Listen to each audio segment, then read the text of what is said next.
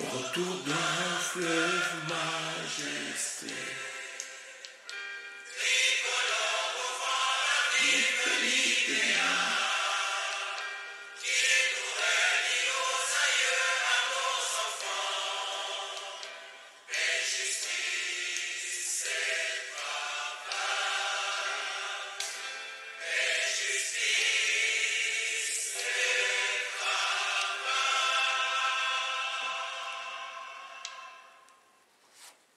Bonjour peuple congolais ou bonsoir peuple congolais, ça dépend de l'heure où vous allez la nangai. Ngai ndeko na bino Christian Boula Biama mamba peuple mokonzi, peuple souverain, combattant, résistant, révolutionnaire, PNI. PNI et les politiciens non institutionnels. Bandeko na ngai toye koloba makambo o etali mboka na biso et tolandi donc Marius Mugunga Azaline Ndeko aux États-Unis, un grand chroniqueur journaliste, Ayambaki Adolphe Muzitu.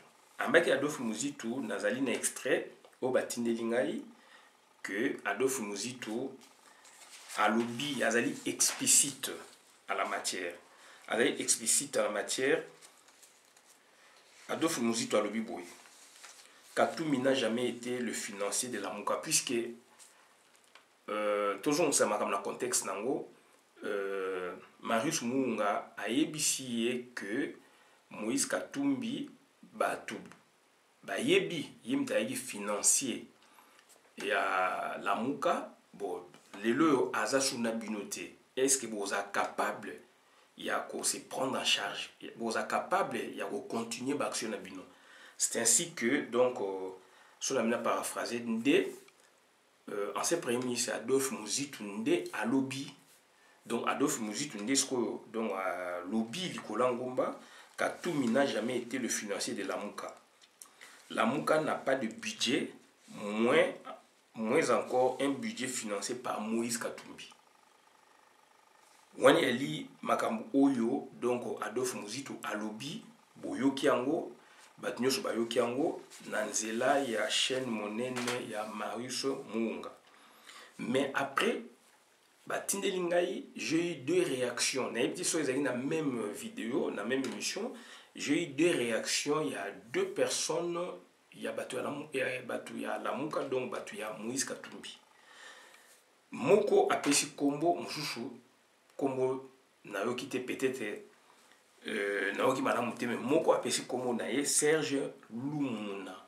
Serge Lumuna est coordonnateur logistique de la coalition Lamouka. Donc Moïse Katumbi a financé beaucoup d'opérations. Moïse Katumbi a fait des actions. Il connaît tous les chiffres, donc c'est lui qui parle, Serge. Il a pris des jets, des voitures, il a logé des pilotes, des délégations. Il a des factures, des mails, etc. Il les a même brandis. Donc il va sortir même des factures de kérosène, il y a des avions. Et puis, à part même le coût, il y a la location, il y a l'avion. Il a pesé pour que, donc Moïse Katumbi a pesé pour qu'il y ait alternance politique. Moïse Katumbi reste un grand monsieur financier pour la Mouka.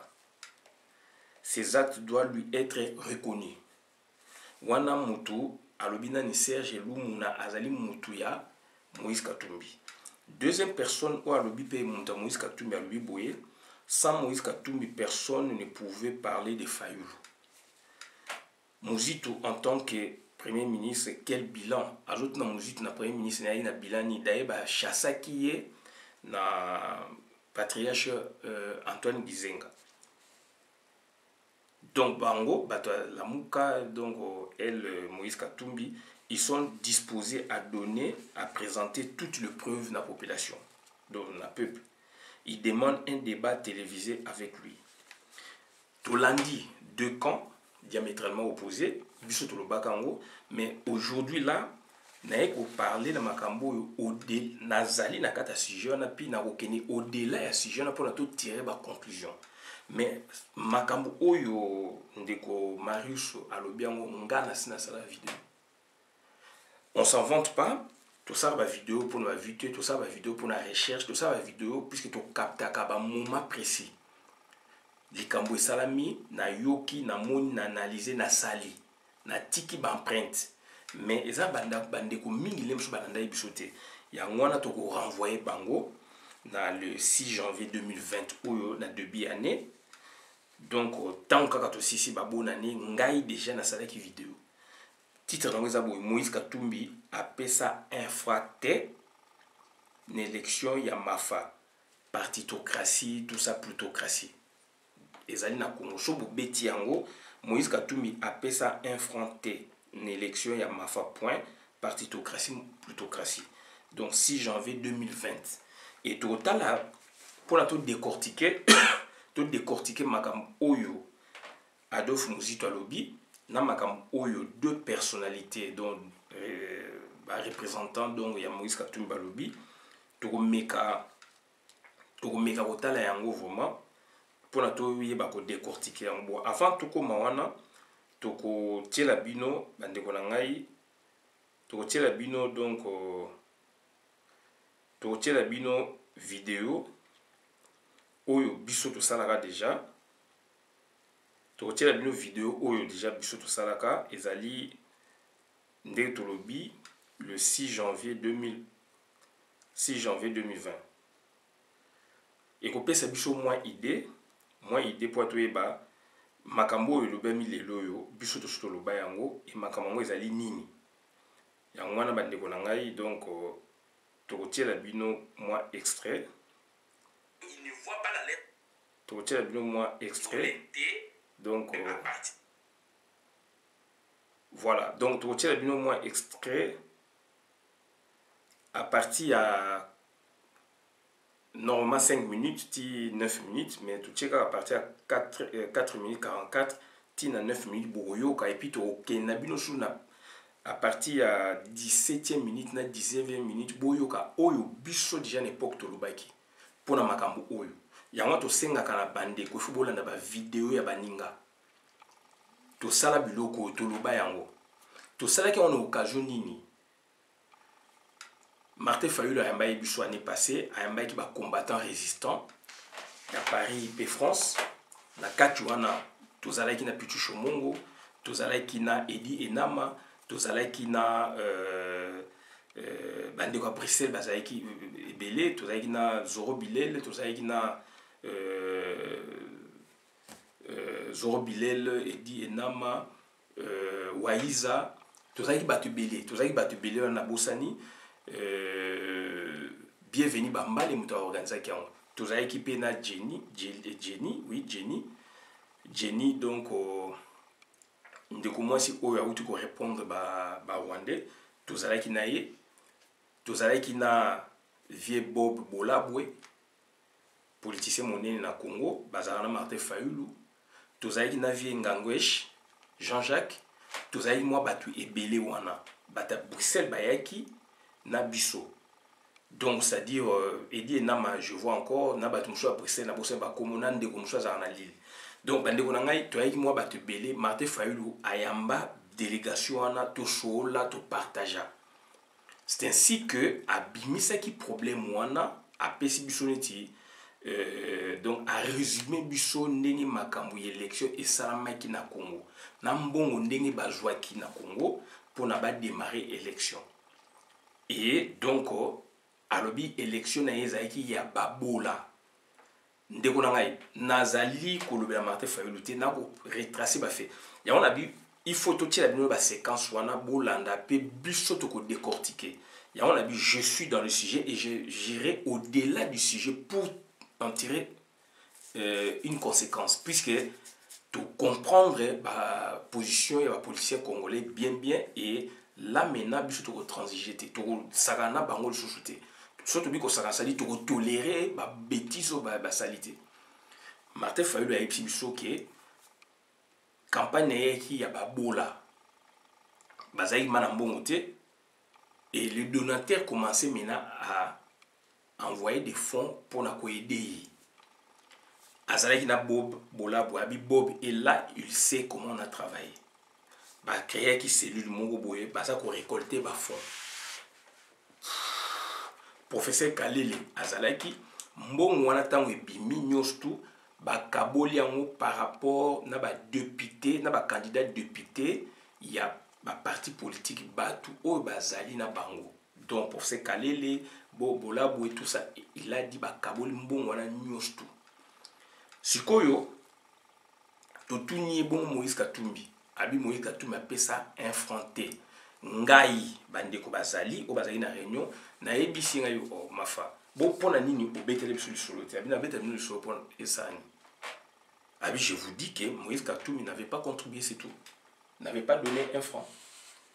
Donc, likambo oyo, Adolphe Muzito alobi lelo yo, donc on a na sa vidéo. Na zo côté Adolphe Muzito te, Moïse Katumbi après ça infronté mutalobango nani yemo Martin Fayulu na groupe autozaki bienvenue Bambale muta organisé qui na Paris donc bienvenue Bambale est là il a dit tout na sala vidéo to ça vidéo pour na ba vite soki bolanda ki ngai eloko bongo sala yango te soki bolanda ki ngai eloko oyo yango to ba il faut to landa ka baninga moi je vous suis mais tokobela likolo ngomba te na landaka donc vidéo ngai na sala yango puisque na sola kana Martin Fayulu ye moko lelo yambi Adolphe Muzito alobi mais ba comprendre été mais alors Martin Fayulu nous a dit en face on était comme ça en face ngam na posé question bende ko mo bongo Moïse Katumbi ay Moïse Katumbi appelle ça infronté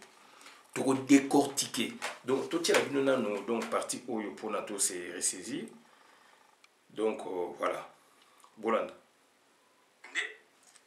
Donc bande konanga ezali passe mingi na Congo. Donc les loyo pardon. C'est les partis politiques.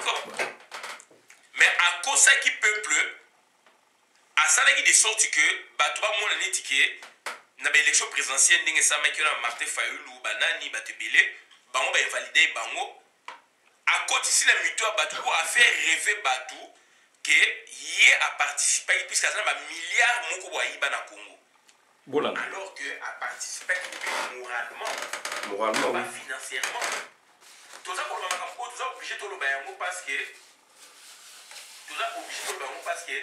biso to yambaka Martin Fayulu ba combattant résistant ya France na Belgique avant to na ça makambo ya Quai d'Orsay avant to yamba Félix to kutana na Martin Fayulu na Paris et Martin Fayulu a abordé ba sujet belé et donc to poser quelques questions ma campagne banini jusqu'à ce que aye ko sabi Moïse Katumbi a tikala kopesa un franc congolais té et pas naïe, je précise pas naïe pour la campagne yaïe Martin Fayulu. Voilà.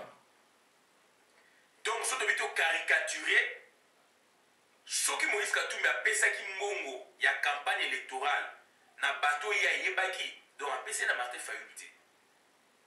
Ce qui est Moïse Katumbi a pesa ki mbongo ya campagne électorale pour que Martin Fayulu azo ba avion, azo ba boué ba député na bango de ba futa mbongo ba futa mbongo banini Moïse Martin Fayulu a dit Moïse Katumbi a tika ko pesa infronté puisque pour na ko participer ko pesa na mutu oyo azali na problème ya mo dozo préciser peut-être a pesa batu na ye mais utoye bien monter c'est très important Martin Fayulu azali a profiter a dit biso que azwa infronté ya Moïse Katumbi mais na terrain toujours bango puisque na terrain et bima Moïse Katumbi le milliardaire congolais occupation époque et occupation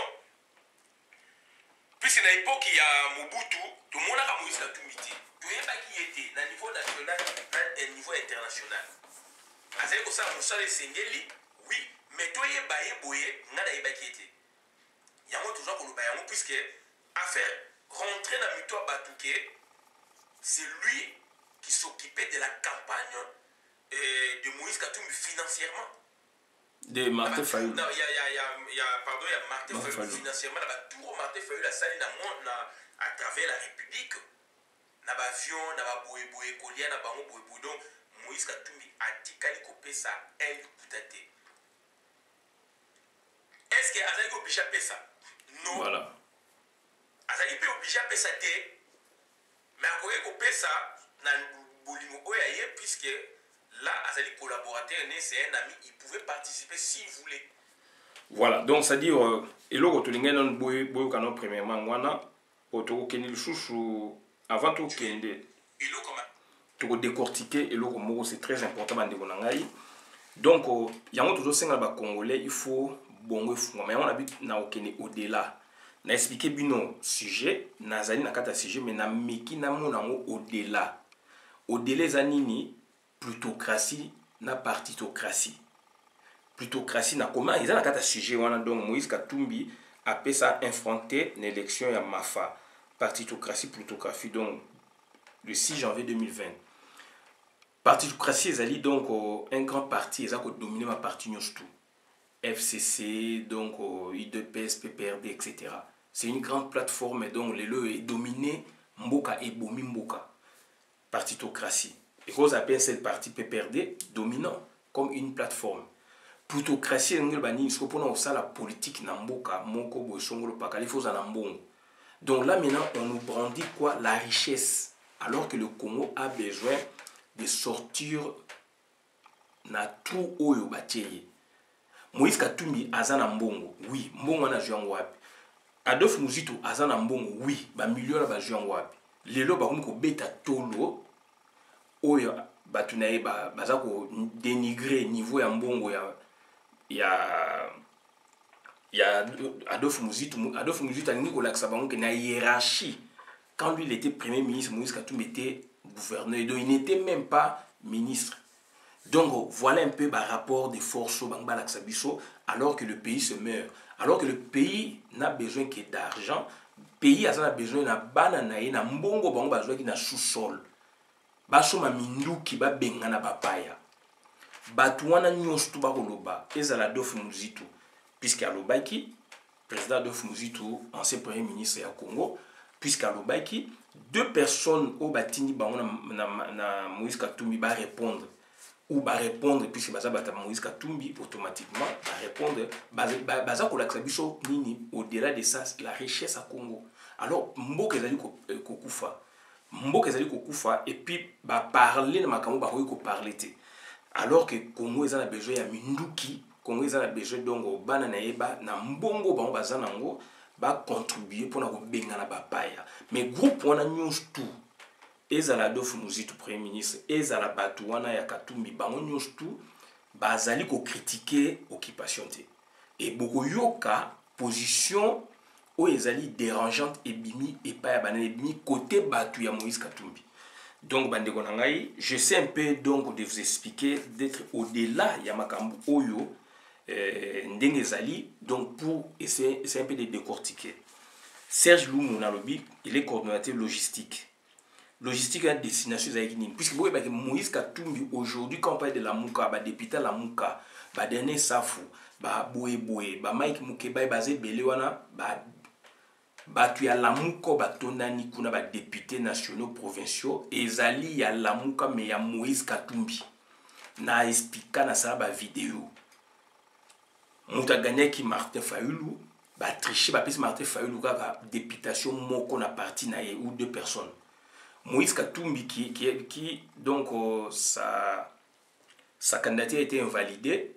Donc le fait qu'Azali n'a pas tout ba bimisi na lamuka batu et belé yaye. Yango moni sala ke mouvement que lui il va toujours vers les institutions vraiment parce que il suppose avoir beaucoup d'éléments. D'où ce monsieur c'était bien sûr organisé à chaque moyen naye, ça c'est vrai. Pour qui est élection, enfin, quand il y a moyen pour na batu na yé il y a ba parti où il y a sangisaki sans idéologie, ba kende, il y a une idéologie, il vient de créer son parti que maintenant, ma sangisi a choisi ba parti à Batu. Moyennant 500 000 $, moyennant 1 million de dollars, moyennant 200 000 $. Oui, ça dépend de bon négocier naïe. A choisi ba parti wana sans idéologie pour na amema biso place bazali ko mande ba le ba ko vanter ba mbongo wana. Donc na élection pe ça mène en 2018 il y a dit couplet présidentiel na députés provinciaux et puis donc nationaux. D'où Moïse Katumbi avait misé bon wana nde yango yo na compréhension na ngai puisque Martin Fayulu a parlé dans sa vidéo. Le musique a outu ko donc mbongo oyo bango ba loba ki a contribué qui ba loger qui ba tubo ba ba facture certainement je suis persuadé ezali na compte ya batu ya Moïse Katumbi mais bazala qui bango nyustu na linganga ba bengi. Donc ensemble si on doit décortiquer ensemble et le Moïse Adolphe Muzitu donc ensemble n'avait pas un budget n'avait pas de budget ce qui ensemble ngeza na budget il fallait ensemble bazala na statut na kata statut article moko boye et ça biso que bazala na budget c'est ça le juridique c'est ça le textuel donc Adolphe Muzitu alobi que ba na budget donc au moins encore un budget financé par Moïse Katumbi donc Moïse Katumbi s'il finançait donc c'est-à-dire na groupe oyaye pour avoir des députés nationaux et provinciaux dont ceux qui sont dans les assemblées provinciales à Congo et puis au bazali surtout dans le parlement au balobake batu ya la muka ba Daniel Safou ba Mike Mukebai là c'est le groupe à Moïse Katumbi et d'où maintenant mbongo wana ezali ko transiter par nani destinataire ya mbongo na nani mbongo ezo kele pa nani Pierre Lumbi. Est-ce que Pierre Lumbi yem tazali ko traiter na Moïse Katumbi directement? Est-ce que mbongo wana choqué na entendement ya Moïse Katumbi mbongo wana zo ba pesa ba affecté pour na Mafa? Est-ce que zo comme na Mafa? Ya on to ça qui vidéo oyo. Donc ça dit Congolais il faut bongo et kola, il faut raisonner mata. Donc tout ça ko kangama la blog moi mike. Donc voilà. La Mouka où ensemble il y a Katumbi, Moutoubazaï qui bénéficie de l'Okwana, avec ses députés, tout ça. Bon, donc à l'objet Souchounini, il connaît tous les chiffres, il a pris des jets, voitures, logés, des... Oui, Toboïté, mais pour le compte de qui? Donc ça dit, il y a la Mouka, il y avait un sous-ensemble, la Mouka, donc il y a Moïse Katumbi avec ses projets, donc avec ses candidats députés nationaux, provinciaux. D'où il a affecté des moyens peut-être n'entendement pour tout le monde.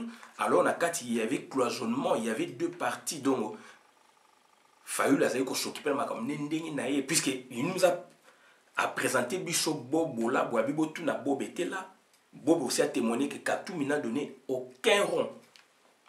Mbongo na bongo campagne na bongo qui a babo là. Alors aujourd'hui on nous sort Moïse Katumbi donc Moïse Katumbi nazo senga na yo débat wana tous a besoin na moti tous a besoin de débat wana puisque Congo tous a besoin mbongo pour na ba beta Kabila Masasa kufa tous a besoin mbongo pour na ba beta ba jouer Masasa ba kufa tous a besoin mbongo pour na bato ba yiba na Congo ba cha mbongo enjeu pour na to bengana Kabila mais na yoki na Serge Lumuna a lui bien que la kérosène etc. Donc Moïse Katumbi a pesé pour qu'il y ait alternance politique. Mais ça c'est la folie. Quelle est cette alternance politique dont vous vantez aujourd'hui? Alternance politique au bureau de Kolobane, il y a un mot que Kangami Félix a comme une consultation.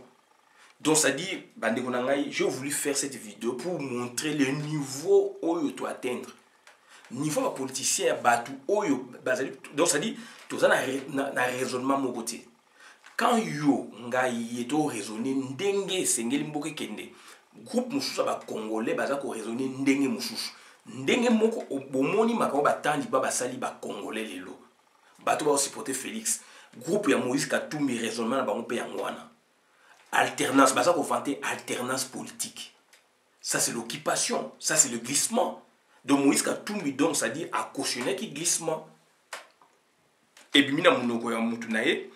Donc, et Martin Fayulu, sans Moïse Katumbi, deuxième personne, sans Moïse Katumbi, Martin Fayulu, personne ne pouvait parler de lui. Mais Martin Fayulu était déjà abîmé, qui déjà en 2015, quand il y a eu soulèvement, mini soulèvement populaire 2015. Dans un côté la Martin Fayulu, je parle des faits. Dans un côté il y a Moïse Tuti, dans un côté il y a Moïse Katumbi, je parle des faits. Bien pour créer ce sujet, on a besoin de ce sujet. Donc voilà, bande konangai, ba preuve bien pour disposer peut-être mbong ezo souke pas ya et pas na bino et puis donc on a Pierre Lumbi. Peut-être Pierre Lumbi bobomi pe akufi le msusu akufi la maladie bobomi na ba bloko wana. Pierre Lumbi mutu donc wazaiki directeur campagne ya Martin Fayulu donc yende peut-être aibi destination mbong wana pas c'est OK. Et puis bino boyebi destination bon ça va confusion. Puisque dans le groupe, il y a Martin Fayulu. Moi, j'aurais souhaité débat en ensemble. Puisque Martin Fayulu a fait tout ça, ma vidéo. Mouzit le loi lobby. Et Mouzit maintenant, donc, à une étiquette, il y a Premier ministre, face, il y a gouvernement Moko, donc, il y a entité territoriale décentralisée. Il y a au moins un pays. Pour un pays, ou pour un gouverneur. Donc, il est dans cette hiérarchie. Donc voilà, donc c'est-à-dire, s'il y a débat, tu souhaites t'aimer, bon ça le débat n'a pas éclairer Bino na Bino, puisque Bino ndele msusu il y a Moïse Katumbi va pesa Bino mbongo, pour na batuwana nyonso bandeko baninga na ewana, et que Bino vous avez limité en quelque part. Ou alors bango vous avez éviter que vous en bon pour na ba chantage net lelo. Donc voilà, tout là na ko yasuka pour les choses. Alors c'est du faux. C'est très important. On te parler de la partitocratie, la plutocratie. Donc comme la partitocratie, la plutocratie, et puis émission aussi de parti unique de voilà. fait. Voilà. FCC. Oui. Parti unique de fait. Donc il faut au Bimanakat ya Pokéwana comprendre que non. Tous les systèmes aux alliés au légal, on a comment ils ont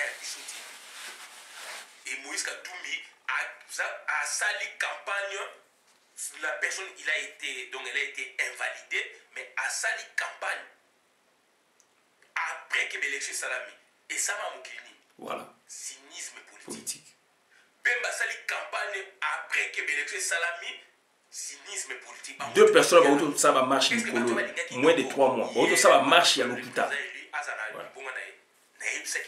Moïse Katumbi combat, donc il a combattu. Donc au président élu, il combat le président élu. Dans le bac, on n'a jamais février. Qui m'avait cru. On a fait donc les analyses, on a compris. Voilà.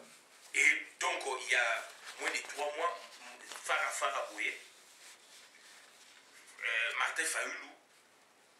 Donc, c'est-à-dire, si on a dit que tu sois Martin Fayulu, tu sois Martin Fayulu en bloc, en groupe. Tu sois Martin Fayulu. Mais donc, c'est-à-dire, nous avons décidé de voir, c'est ce que j'allais dire. Nous avons la soirée Martin Fayulu, donc, je vais donc, mais, donc, première fois, nous avons mais nous avons décidé de. Voilà. Donc, c'était ça, et on a dit que la soirée était le coup. La soirée en groupe, et tu posais la question, et puis, à l'Okuana, donc, Moïse Katumbi a contribué à affronter la campagne. Voilà. Mais tout le monde qui donc il y a campagne électorale. Moralement, oui. Moralement, oui.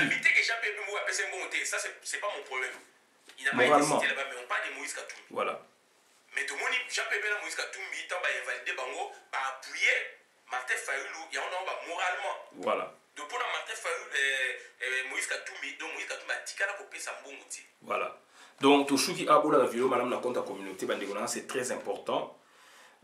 Tout ça a besoin de débat aussi. Et ça pour régresser biso, mais biso na mbongo alors que mbongo mutu salango, mbongo wana mboke ezali ko kufa, bo cha bo soma minduki bo lingite bo linga pété.